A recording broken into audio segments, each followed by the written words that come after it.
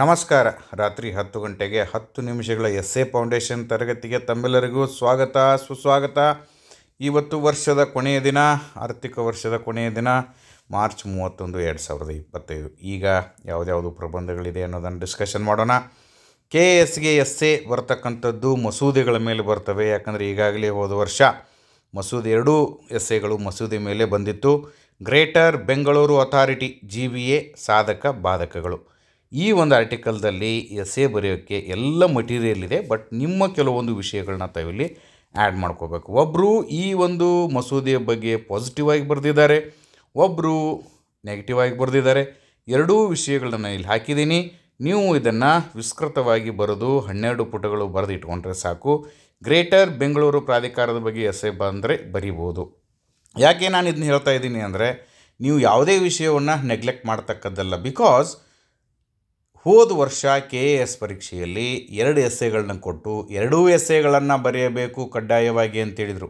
ಅಂಥ ಸಂದರ್ಭದಲ್ಲಿ ನೀವು ಮಾಡ್ಕೊಂಡಿರ್ತಕ್ಕಂಥ ಎಸ್ಸೆಗಳಲ್ಲಿ ಬಂದಿರಲಿಲ್ಲ ಅಂದರೆ ನಿಮ್ಮ ಕತೆ ಗೋವಿಂದ ಡೆಫಿನೆಟ್ಲಿ ಆಗುತ್ತೆ. ಬಿಕಾಸ್ ಒಂದು ಎಸ್ಸೆನ ನೀವು 125 ಮಾರ್ಕಿಗೆ ಬಿಟ್ಟು ಬಂದರೆ, ಅಥವಾ ಏನಾದರೂ ತಪ್ಪು ಏನಾದರೂ ಬರೆದ್ರೆ, ಅಥವಾ ಸರಿಯಾಗಿ ಆಗಲಿಲ್ಲ ಅಂದರೆ 125 ಮಾರ್ಕ್ಸ್ ಏನಾದರೂ ನೀವು ಟಚ್ ಮಾಡಲಿಲ್ಲ ಅಂದರೆ ಡೆಫಿನೆಟ್ಲಿ ಹೇಳ್ತೀನಿ ನೀವು ಸೆಲೆಕ್ಷನೇ ಆಗೋದಿಲ್ಲ. ಸೊ ದ್ಯಾಟ್ ನಾನು ಪ್ರತಿದಿನ ಹೇಳ್ತಕ್ಕಂತಹ ಈ ಒಂದು ಹೊಸ ಎಸ್ಸೆಗಳನ್ನ ತಾವು ಕಲಿಯಲೇಬೇಕು. ಪೀಠಿಕೆ ಹೆಂಗೆ ಹಾಕಬೇಕು ನೋಡಿ, ಅವರೇ ಹಾಕಿದ್ದಾರೆ. ಬೆಂಗಳೂರಿನಲ್ಲಿ ಕುಸಿಯುತ್ತಿದ್ದ ಜೀವನ ಗುಣಮಟ್ಟದಿಂದ ವಿಚಲಿತಗೊಂಡ ಕರ್ನಾಟಕ ಸರ್ಕಾರ ನಗರದ ಆಡಳಿತವನ್ನು ಸುಧಾರಿಸುವ ದಾರಿಗಳ ಬಗ್ಗೆ ಸಲಹೆ ನೀಡುವುದಕ್ಕಾಗಿ 2014ರಲ್ಲಿ 3 ಸದಸ್ಯರ ಪುನರ್ರಚನಾ ಸಮಿತಿಯನ್ನು ರಚಿಸಿತ್ತು. 1000ದಷ್ಟು ಅಭಿಪ್ರಾಯಗಳನ್ನು ಸಂಗ್ರಹಿಸಿ ಮತ್ತು ತಜ್ಞರ ಜೊತೆ ಸಭೆಗಳನ್ನ ನಡೆಸಿ 2014-18 ನಡುವೆ 10 ವರದಿಗಳು ಮತ್ತು ಗ್ರೇಟರ್ ಬೆಂಗಳೂರು ಆಡಳಿತ ಕರಡು ಮಸೂದೆಯನ್ನು ಸರ್ಕಾರಕ್ಕೆ ಸಲ್ಲಿಸಿತು. ಆದರೆ ಸರ್ಕಾರ ಈ ಬಗ್ಗೆ ಕ್ರಮ ಕೈಗೊಳ್ಳದೇ ಇದ್ದುದರಿಂದ ಸಮಿತಿಯ ವರದಿಗಳು ಮಸೂದೆ ಡಿಜಿಟಲ್ ಧೂಳು ಹಿಡಿಯುತ್ತಾ ಬಿದ್ದವು. ಅಂದರೆ ಒಳ್ಳೆಯ ಪೀಠಿಕೆಯನ್ನು ಇವರು ಸ್ಟಾರ್ಟ್ ಮಾಡಿದ್ದಾರೆ. 2023ರಲ್ಲಿ ಈ ಸಮಿತಿಯು 4 ಸದಸ್ಯರನ್ನು ಒಳಗೊಂಡ ಬ್ರ್ಯಾಂಡ್ ಬೆಂಗಳೂರು ಸಮಿತಿಯಾಗಿ ಬದಲಾವಣೆ ಆಯಿತು. ಈಗಾಗಲೇ ಬ್ರ್ಯಾಂಡ್ ಬೆಂಗಳೂರು ಅಂಥೇಳಿ ಪ್ರತ್ಯೇಕವಾಗಿ ಎಸ್ಸೇನೂ ಕೂಡ ಬರ್ಬೋದು. ಇದು ಕೂಡ ಭಾಳ ಇಂಪಾರ್ಟೆಂಟ್ ತಿಳ್ಕೊಳ್ಳಿ.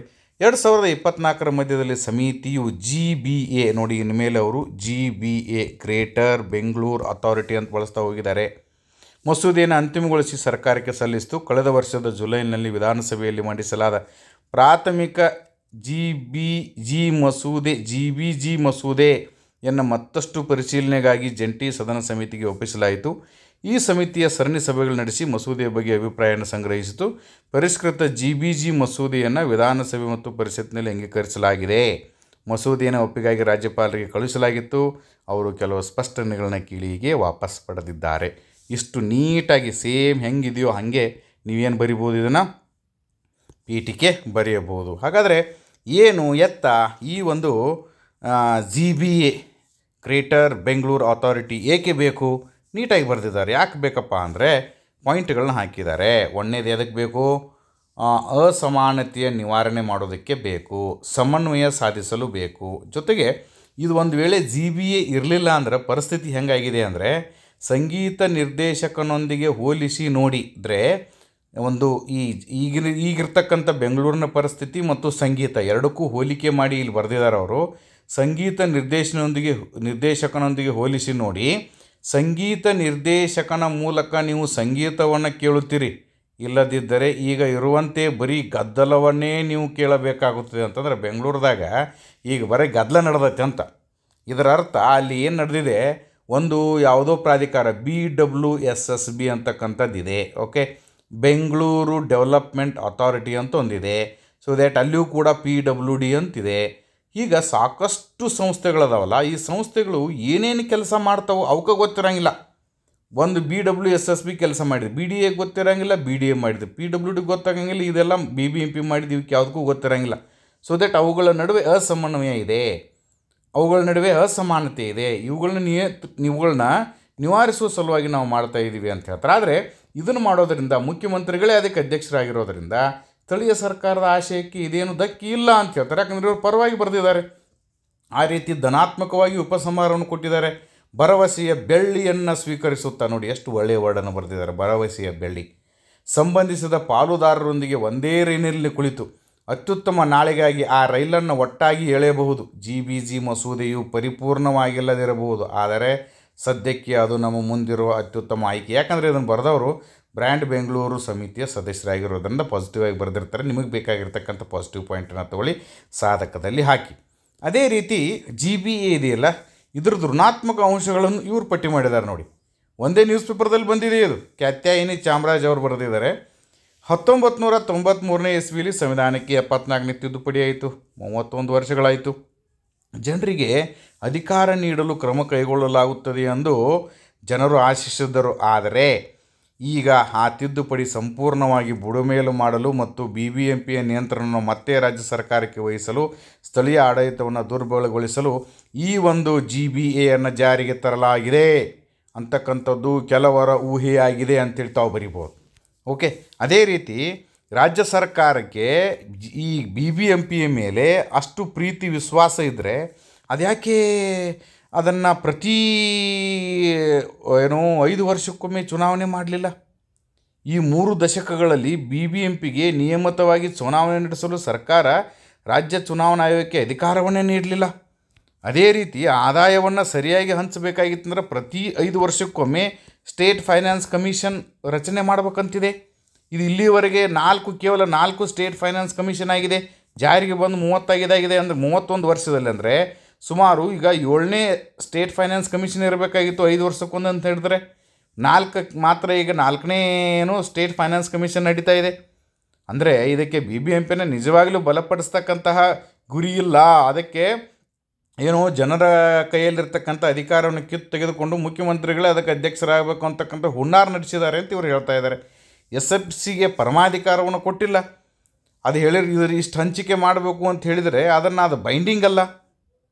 ಈ ರೀತಿ ಇವರು ನೆಗೆಟಿವ್ ಆಗಿಯೂ ಕೂಡ ಬರೆದಿದ್ದಾರೆ. 12ನೇ ಶೆಡ್ಯೂಲ್ನಲ್ಲಿ ಇಂಡಿಯನ್ ಕಾನ್ಸ್ಟಿಟ್ಯೂಷನ್ದಲ್ಲಿ ಕೊಟ್ಟಿರ್ತಕ್ಕಂಥದ್ದು ಇದಕ್ಕೆ ಇವರು ಮಾಡ್ತಕ್ಕಂತಹ ಮಸೂದೆಗೆ ವಿರುದ್ಧ ಆಗ್ತೈತೆ ಅಂತ ಬರೆದಿದ್ದಾರೆ. ಟೀಕೆಯನ್ನು ಎಷ್ಟು ಚೆನ್ನಾಗಿ ಬರೆದಿದ್ದಾರೆ ನೋಡಿ. ಈ MPCಗೂ ಮುಖ್ಯಮಂತ್ರಿಯೇ ಮುಖ್ಯಸ್ಥರು. ಮುಖ್ಯಮಂತ್ರಿ ನೇತೃತ್ವದಲ್ಲಿ ಇರುವ GBA ರೂಪಿಸಿರುವ ಯೋಜನೆಗಳಿಗೆ MPC ಅನುಮೋದನೆ ನೀಡಬೇಕಾಗುತ್ತದೆ. ಇದು ಹೇಗೆ ಎಂದರೆ ಮುಖ್ಯಮಂತ್ರಿ ನೇತೃತ್ವದ ಸಂಸ್ಥೆಯೊಂದು ರೂಪಿಸಿರುವ ಯೋಜನೆಗೆ ಒಪ್ಪಿಗೆ ಪಡೆಯುವುದಕ್ಕಾಗಿ ಅವರೇ ಮುಖ್ಯಸ್ಥರಾಗಿರುವ ಇನ್ನೊಂದು ಸಂಸ್ಥೆಗೆ ಕಳುಹಿಸಬೇಕು. ಇದರಲ್ಲಿ ಏನಾದರೂ ತರ್ಕವಿದೆಯೇ? ಇಂತಹ ಪರಿಸ್ಥಿತಿಯಲ್ಲಿ MPC ಯಾವತ್ತೂ ಸಭೆಗಳನ್ನು ನಡೆಸದು. 31 ವರ್ಷಗಳಲ್ಲಿದ್ದಂತೆ ಮುಂದೆಯೂ ಅದು ಕಾಗದದಲ್ಲಷ್ಟೇ ಉಳಿಯುವ ಸಂಸ್ಥೆಯಾಗಿದೆ. ಎಷ್ಟು ಚೆನ್ನಾಗಿ ಬರೆದಿದ್ದಾರೆ MPC ಬಗ್ಗೆ. ಹಾಗಾದ್ರೆ MPC ಅಂದರೆ ಏನು ಅಂತೇಳಿ ನೋಡೋಣ. ಕಮೆಂಟ್ ಬಾಕ್ಸಲ್ಲಿ ಕಮೆಂಟ್ ಹಾಕಿ ನೋಡೋಣ. ಭಾಳ ಸ್ವಲ್ಪ ವಿದ್ಯಾರ್ಥಿಗಳು ಡಲ್ ಆಗಿದ್ದೀರಿ. ಕಮೆಂಟ್ ಬಾಕ್ಸಲ್ಲಿ ಕಮೆಂಟೇ ಹಾಕ್ತಾಯಿಲ್ಲ. ನಿಮ್ಮ ಸ್ವಂತಿಕೆಯನ್ನು ಪ್ರದರ್ಶನ ಮಾಡ್ತಾಯಿಲ್ಲ. ದಯವಿಟ್ಟು ಸ್ವಂತಿಕೆಯನ್ನು ಪ್ರದರ್ಶನ ಮಾಡಿ. ನೀವು ಸ್ವಂತಿಕೆಯನ್ನು ಪ್ರದರ್ಶನ ಮಾಡಿದರೆ ಮಾತ್ರ ನೀವು ಪಾಸ್ ಆಗ್ತೀರಿ. ದಯವಿಟ್ಟು ಅರ್ಥ ಮಾಡ್ಕೊಳ್ಳಿ. ಓಕೆ, ಅದೇ ರೀತಿಯಲ್ಲಿ ವಾರ್ಡ್ ಸಭೆ ನಡೆಸ್ಬೇಕಂತಿದೆ. ಗ್ರಾಮದಲ್ಲಿ ಹೆಂಗೆ ಗ್ರಾಮ ಸಭೆಗಳಿರ್ತಾವಲ್ಲ ಹಂಗೆ ವಾರ್ಡ್ ಸಮಿತಿ ಅಂತ ಮಾಡ್ಬೇಕಂತಿದೆ. ಸದಸ್ಯರಲ್ಲದವರು ಕೂಡ ಇಲ್ಲಿ ಏನಾಗಬೇಕು, ಸದಸ್ಯತ್ವವನ್ನು ಪಡ್ಕೋತಾರೆ. ಬರೇ ಸರ್ಕಾರ ನಾಮನಿರ್ದೇಶನ ನಾಮಿನೇಟ್ ಮಾಡ್ತಾ ಇದೆ. ಹಾಗಾಗಿ ಸರ್ಕಾರ ನೇರವಾಗಿ ತಮಗೆ ಬೇಕಾದವ್ರನ್ನ ತಂದು ಕುಣಿಸ್ತಾ ಇದೆ ಇಲ್ಲ ಅಂತ ಬರೆದಿದ್ದಾರೆ. ಉಪಸಂಹಾರವನ್ನು ನೀಟಾಗಿ ಋಣಾತ್ಮಕವಾಗಿ ಬರೆದಿದ್ದಾರೆ. ದಯವಿಟ್ಟು ಓದ್ಕೊಳ್ಳಿ. ಹೈಕೋರ್ಟ್ ಸರ್ಕಾರಕ್ಕೆ ನೋಟಿಸ್ ನೀಡಿದ್ದು ಅದಕ್ಕೆ ಸರ್ಕಾರ ಪ್ರತಿಕ್ರಿಯಿಸಿಲ್ಲ. ಈ ಪ್ರಕರಣ ಹೈಕೋರ್ಟ್ನಲ್ಲಿ ಬಾಕಿ ಇರುವಾಗ ರಾಜ್ಯಪಾಲರು GBG ಮಸೂದೆಗೆ ಒಪ್ಪಿಗೆ ನೀಡಬಾರದು. ಈ ಮಸೂದೆಯು 74ನೇ ಸಂವಿಧಾನ ತಿದ್ದುಪಡಿ ಕಾಯ್ದೆ ಆಶಯವನ್ನು ಪೂರ್ಣವಾಗಿ ಉಲ್ಲಂಘಿಸುತ್ತದೆ. ಈ ಮಸೂದೆಯನ್ನು ವಾಪಸ್ ಪಡೆಯಬೇಕು ಮತ್ತು ಕನಿಷ್ಠ 3 ತಿಂಗಳು ಸಾರ್ವಜನಿಕ ಅಭಿಪ್ರಾಯವನ್ನು ವ್ಯಾಪಕವಾಗಿ ಸಂಗ್ರಹಿಸಿದ ಬಳಿಕ ಕರಡು ಮಸೂದೆಯನ್ನು ರೂಪಿಸುವ ಪ್ರಕ್ರಿಯೆ ಮತ್ತೆ ಆರಂಭಿಸಬೇಕು. ಬರೆದವರು ಲೇಖಕಿ ಸಿವಿಕ್ ಬೆಂಗಳೂರು ಸಂಸ್ಥೆಯ ಕಾರ್ಯಕಾರಿ ಟ್ರಸ್ಟಿಯವರು ಬರೆದಿದ್ದಾರೆ. ಓಕೆ, ಈ 2 ವಿಷಯಗಳನ್ನ ಸೇರಿಸ್ಕೊಂಡು ಸಾಧಕ ಮತ್ತು ಬಾಧಕಗಳನ್ನ ನಿಮ್ಮದೇ ಆಗಿರ್ತಕ್ಕಂಥದ್ದನ್ನು ಮಾಡ್ಕೊಳ್ಳಿ. ಬೆಸ್ಟ್ ಬಂದಿದೆ ಒಂದು UPSC essay. ಈ ಪೃಥ್ವಿ ಮಾನವನ ಆಸೆಗಳನ್ನು ಪೂರೈಸುತ್ತದೆ ಹೊರತು ಅವನ ದುರಾಸೆಗಳನ್ನೆಲ್ಲ ಹೇಳಿದವರು ಮಹಾತ್ಮ ಗಾಂಧೀಜಿ. ನೋಡಿ, ಭೂಕಂಪ ಆಗ್ತಾಯಿದೆ, ನೆರೆ ಬರುತ್ತೆ, ತೊರೆ ಬರುತ್ತೆ, ಕೋವಿಡ್ದಂಥ ವೈರಸ್ಗಳು ಬರ್ತವೆ. ಕಾರಣ ಏನಂದರೆ ಮನುಷ್ಯನ ದುರಾಸೆ. ಮನುಷ್ಯ ಮಾಡಬಾರ್ದನ್ನೆಲ್ಲ ಈ ಪ್ರಕೃತಿಗೆ ಮಾಡ್ತಾ ಇದ್ದಾನೆ. ಸೊ ದಟ್ ಇಂಥ ವಿಷಯಗಳು ಬಂದಾಗ ನಿಮಗವು ಈ ಒಂದು ಎಥಿಕಲ್ ಎಸೆ ಬರೆಯೋದಕ್ಕೆ ಇವೆಲ್ಲವೂ ಕೂಡ ನಿಮಗೆ ಅನುಕೂಲ ಆಗತ್ತೆ. ಯಾಕಂದರೆ ಮಯನ್ಮಾರ್ನಲ್ಲಿ 7.7 ತೀವ್ರತೆಯ ಭೂಕಂಪದಿಂದಾಗಿ 1444 ಮಂದಿ ಸತ್ತಿದ್ದಾರೆ. ಓಕೆ, ಇದು ನಿಮಗೆ ಕರೆಂಟ್ ಇವೆಂಟ್ಸ್ಗೂ ಯೂಸ್ ಆಗುತ್ತೆ. ಮಯನ್ಮಾರದ ರಾಜಧಾನಿ ನೇಪಿಡಾ. ಓಕೆ, ನೆರೆಯ ಥೈಲ್ಯಾಂಡ್ನಲ್ಲಿಯೂ ಕೂಡ 1.7 ಕೋಟಿ ಜನರು ವಾಸಿಸುವ ಗ್ರೇಟರ್ ಬ್ಯಾಂಕಾಕ್ ಪ್ರದೇಶದ ಸೇರಿ ಹಲವಾರು ಕಡೆ ಹಾನಿ ಉಂಟಾಗಿದೆ. ಇದಕ್ಕೆ ನಮ್ಮ ಭಾರತದಿಂದ NDRF ನಾವು ಕಳಿಸ್ಕೊಟ್ಟಿದ್ದೀವಿ. NDRF ಅಂದರೆ ರಾಷ್ಟ್ರೀಯ ವಿಪತ್ತು ಪರಿಹಾರ ಪಡೆ, ನ್ಯಾಷನಲ್ ಡಿಸಾಸ್ಟರ್ ರಿಲೀಫ್ ಫೋರ್ಸ್ ಅಂತ ಕರಿತೀವಿ. ಇವರು ಒಂದು ಆಪ್ರೇಷನ್ ಮಾಡಿದ್ದಾರೆ. That operation is operation Brahma. Objective type ಕೇಳುವಾಗ GS ಕೇಳುವಾಗ ಕೇಳ್ತಾರೆ. ಹಾಗಾದರೆ ಮಾನವನ ಆಸೆ ಯಾವುದು, ಮಾನವನ ದುರಾಸೆ ಯಾವುದು? ಎಥಿಕಲ್ ಎಸ್ಸೆನ ಹಿಂಗೆ ಬರೆಯೋಕ್ಕೆ ಸ್ಟಾರ್ಟ್ ಮಾಡಬೇಕು. ಮಾನವ ದುಡಿದು, ಕಾಯಕವೇ ಕೈಲಾಸ ಎಂದು ದುಡಿದು ಪ್ರತಿದಿನ ಸಂಬಳವನ್ನು ಪಡಿತಾನಲ್ಲ, ಅದು ಮಾನವನ ಆಸೆ. ಅದೇ ಮಾನವನ ದುರಾಸೆ ಯಾವುದು?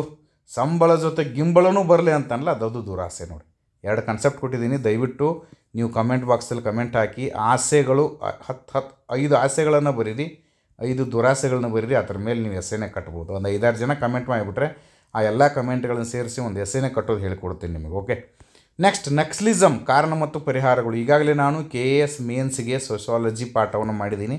ಅದರಲ್ಲಿ ಇದನ್ನ ಎಕ್ಸ್ಪ್ಲೇನ್ ಮಾಡಿದ್ದೀನಿ. ಛತ್ತೀಸ್ಗಢದ ಸುಕ್ಮಾ, ಬಿಜಾಪುರದಲ್ಲಿ ನಡೆದ ಎನ್ಕೌಂಟರ್. ಬಿಜಾಪುರ ನಮ್ಮ ಬಿಜಾಪುರ ಅಲ್ಲ, ವಿಜಯಪುರ ಆಗಿದೆ ಈಗ. ಇದು ಛತ್ತೀಸ್ಗಢದಲ್ಲೂ ಕೂಡ ಒಂದು ಬಿಜಾಪುರ ಇದೆ ಅಂತ ಗೊತ್ತಾಗುತ್ತೆ. ನೋಡಿ, ಯಾರ್ಯಾರು ಬಿಜಾಪುರದವ್ರು ಇದ್ರೆ ಕಮೆಂಟ್ ಮಾಡಿರಪ್ಪೋ, ನಿಮ್ಮದು ಊರು ಎಲ್ಲಿದೆ? ಛತ್ತೀಸ್ಗಢದಲ್ಲೂ ಇದೆ. ನಕ್ಸಲಿಸಮ್ ಯಾಕೆ ಸ್ಟಾರ್ಟ್ ಆಗುತ್ತೆ ಅಂದರೆ, ರೈತರು ಮತ್ತು ಭೂ ಮಾಲೀಕರ ನಡುವೆ ತಿಕ್ಕಾಟ ನಡೆದು ಪಶ್ಚಿಮ ಬಂಗಾಳದ ನಕ್ಸಲ್ ಬಾರಿ ಅಂತಕ್ಕಂಥ ಒಂದು ಪ್ಲೇಸ್ನಲ್ಲಿ ಇದು ಸ್ಟಾರ್ಟ್ ಆಗುತ್ತೆ. Okay, so that KS mains ಸೋಷಿಯಾಲಜಿಲಿ ಪಾಠ ಮಾಡಿದ್ದೀನಿ, ದಯವಿಟ್ಟು ನೋಡಿ. ಜೊತೆಗೆ ಮಕ್ಕಳ ಬಗ್ಗೆ ಏನಾದರೂ ತಾವು ಬರಿಬೇಕಾದ್ರೆ ಎಸ್ಸೆಯಲ್ಲಿ ಒಂದು ಚೆನ್ನಾಗಿ ಬರೆದಿದ್ದಾರೆ ನೋಡಿ. ಕೂಸು ಇದ್ದ ಮನೆಗೆ ಬೀಸಣಿಕೆ ಆತಕ್ಕ, ಕೂಸು ಕಂದಮ್ಮ ಒಳಹೊರಗೆ ಆಡಿದರೆ ಬೀಸಣಿಕೆ ಗಾಡಿ ಸುಳ್ದ. ಒಂದು ಬುಕ್ನಾಗ ಬರೆದಿಟ್ಕೋಬೇಕಂತ ಅವೆಲ್ಲ. ಡೈಲಿ ನೀವೇನು ನೋಟ್ ಮಾಡಿಸ್ತಿರ್ತಿರಲ್ಲ, ನೋಟ್ ಪುಸ್ತಕ ಮಾಡಿರ್ತಿರಲಿಲ್ಲ, ಆ ಪುಸ್ತಕದಲ್ಲಿ ಇವನು ಓದುವಾಗ, ಇಂಥವು ಪೇಪರ್ ಓದುವಾಗ ಇಂಥವು ಸಿಕ್ಕ ತಕ್ಷಣ ಒಂದು ಕಡೆ ಬರೆದಿಟ್ಕೊಂಡ್ಬಿಡೋದಪ್ಪ. ಅದೇ ಪೇಜ್ನಲ್ಲಿ ಬರ್ಕೋತೋಗೋದು. ಆಮೇಲೆ ರಿವಿಷನ್ ಮಾಡುವಾಗ ಇದು ಅನುಕೂಲ ಆಗುತ್ತೆ. ಅಂದಕ್ಕಿಂತ ಆರಾಮಕ್ಕಿರಲಿ ಆದ್ಯತೆ. ನಾನು ಅದಕ್ಕೆ ಹೇಳಿದ್ದೆ, ಅಂದವಾಗಿರುವುದು ಮುಖ್ಯವಲ್ಲ, ಆನಂದವಾಗಿರುವುದು ಮುಖ್ಯ ಅಂತೇಳಿ. ಓಕೆ, ಫಾರ್ ಅಬ್ಜೆಕ್ಟಿವ್ ಟೈಪ್ ಕ್ವಶನ್ಸ್ಗಳಿಗೆ ಏನೇನು ಬಂದಿದೆ ನೋಡಿ. ಬಿ ಸ್ಮೈಲ್ ಅಂತಕ್ಕಂಥದ್ದೊಂದು ಯೋಜನೆ. ಜಸ್ಟ್ ನಿಮಗೆ ಅಬ್ರಿವೇಷನ್ಸ್ ಕೇಳ್ತಾನೆ. Bengaluru smart infrastructure limited. ಇಷ್ಟರ ಮೇಲೆ ಗೊತ್ತಾಗುತ್ತೆ. ಇನ್ಫ್ರಾಸ್ಟ್ರಕ್ಚರ್ ಅಂದರೆ ಮೂಲ ಸೌಕರ್ಯವನ್ನು ಅಭಿವೃದ್ಧಿಪಡಿಸುವ ಸಲುವಾಗಿಯೇ ಬೆಂಗಳೂರಿನಲ್ಲಿ ಬಿ ಸ್ಮಾರ್ಟ್ ಮಾಡಿದ್ದಾರೆ. ಬಿ ಸ್ಮಾರ್ಟ್ ಅಂದರೆ Bengaluru smart infrastructure limited, B smile ಅಂತ, ಬಿ ಸ್ಮೈಲ್. ಓಕೆ,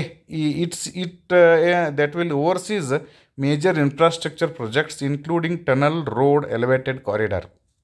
ಟನಲ್ ಮಾಡೋದಕ್ಕೆ, ರೋಡ್ ಮಾಡೋದಕ್ಕೆ, ಕಾರಿಡಾರ್ ಮಾಡೋದಕ್ಕೆ, ಇನ್ನೂ ಹಲವಾರು 3 ಸೌಕರ್ಯಗಳನ್ನು ಕೈಗೊಳ್ಳೋದಕ್ಕೆ ಬಿ ಸ್ಮೈಲ್ ಅಂತಕ್ಕಂಥದ್ದು ಏನು ಬಂದಿದೆ, ಒಂದು ಯೋಜನೆಯನ್ನು ಬೆಂಗಳೂರಿನಲ್ಲಿ ಜಾರಿಗೆ ತರಲಾಗಿದೆ. ಯಾಕಂದರೆ ಒಂದು ಸರಿ ಈ ಬಿ ಟ್ರ್ಯಾಕ್ ಬಗ್ಗೆ ಕೇಳಿದರು ಒಂದು ಸರಿ KPSCಯಲ್ಲಿ. ಬಿ ಟ್ರ್ಯಾಕ್ ಯಾವುದಕ್ಕೆ ಸಂಬಂಧಪಟ್ಟಿದೆ ಅಂತೇಳಿ KPSCಯಲ್ಲಿ ಪ್ರಿಲಿಮ್ಸ್ ಎಕ್ಸಾಮ್ಗೆ ಅಬ್ಜೆಕ್ಟಿವ್ ಟೈಪ್ ಕೇಳಿದ್ದಾರೆ. ಸೊ ದಟ್ ಇಂಥವುಗಳನ್ನ ಫ್ಯಾನ್ಸಿ ಕ್ವಶನ್ಸ್ ಕೇಳ್ತಾರೆ. ಕ್ವಶನ್ಸ್ ಕರೆಂಟ್ ಅಫೇರ್ಸ್ ತಿಳ್ಕೊಳ್ಳಿ. ರಾಜ್ಯದಲ್ಲಿ ಹುಲಿಗಳ ಸಂಖ್ಯೆ 393.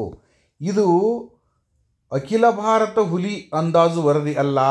ಇದು ಕೇವಲ ಯಾರು ಮಾಡಿದ್ದಾರೆ ಇದನ್ನು? ಹುಲಿಗಳ ಸಮೀಕ್ಷೆ 2024 ಮಾತ್ರ. ಇದು ರಾಜ್ಯದಲ್ಲಿರ್ತಕ್ಕಂತಹ 4 ಅಭಯಾರಣ್ಯಗಳು: ನಾಗರಹೊಳೆ, ಬಂಡೀಪುರ್, ಭದ್ರಾ, ಬಿಳಿಗಿರಿ ರಂಗನಾಥ ಸ್ವಾಮಿ ದೇವಾಲಯ, ಅದನ್ನು BRT ಅಂತ ಕರಿತೀವಿ, ಕಾಳಿ ಅದನ್ನು ದಾಂಡೇಲಿ ಅಂತ ಕರಿತೀವಿ.